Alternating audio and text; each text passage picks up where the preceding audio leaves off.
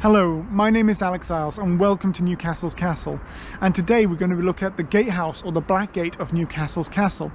So the Black Gate is directly in front of me, and this was the second gatehouse on the site.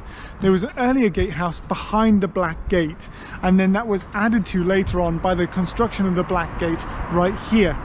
Now the Black Gate is a barbican, it's a gatehouse entering the castle and was really well designed. And if you look at it, you can see where the medieval stonework goes up to a certain point and then it ends. When the medieval stonework ends, the building has then been added to over the centuries, and when we go through to the other side you can even see later Victorian work as well, with brickworks being added into the building. So it's changed and adapted as the needs of the castle have changed as well, and also the people living around here. In fact, during the 19th century, there's a report that 60 people were living inside the Black Gate, and so they would have been living on top of each other inside the rooms of this building as a ramshackle slum housing right here in the heart of Newcastle. Now during the medieval period it would have been quite different. As we approach here, there would have been what we colloquially call a drawbridge, but is more correctly known as a turning bridge. So that would have lifted up and taken it away from the rest of the world and made it into its own fortified island. Crossing over the drawbridge, we would come to this point here, and you can see where these slits have been cut into the side of the castle. There would have been a portcullis right here, which could be raised and lowered to stop you from entering.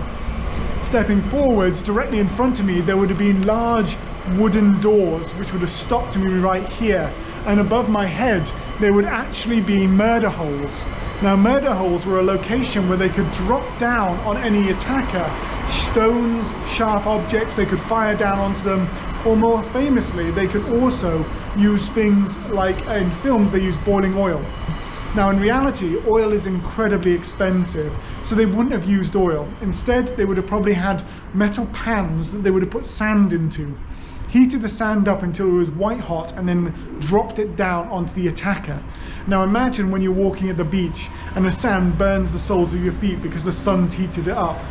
Now instead of that, you've got something that's been heated up in an iron pan until it's white hot, dropped on you, and you're wearing armor that's probably taken quite a few minutes to put on, so you're not going to get that off you very fast.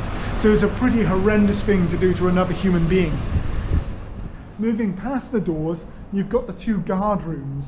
And these two guard rooms here is where the garrison would have been stationed. Later on they were actually turned into pubs.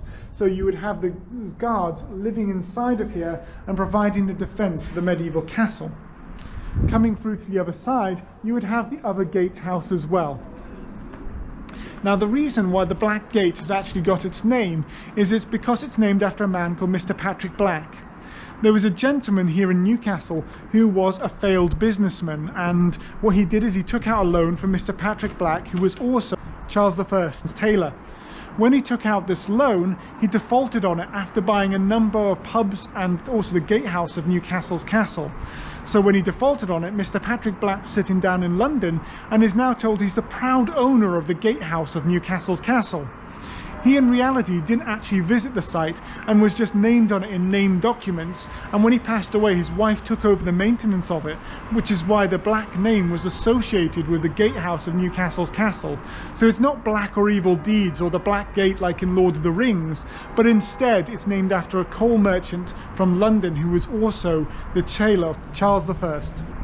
I really hope you've enjoyed this video and that you'll join us for another video in the near future. But until then, stay safe and well, and I look forward to seeing you again soon.